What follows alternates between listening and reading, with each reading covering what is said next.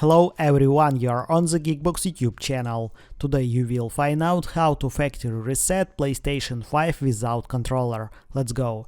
You cannot reset the settings via remote play. You cannot enter safe mode without a controller. There is only one way left, use the keyboard. Connect the keyboard to your console.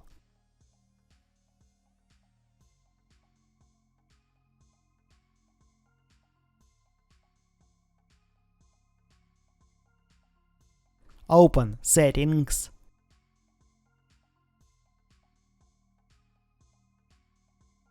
System Software, Reset Options, reset your console. That's it. Now you know how to factory reset PlayStation 5 without controller. Thanks for watching, don't forget to like and subscribe to the channel. Good luck and see you soon.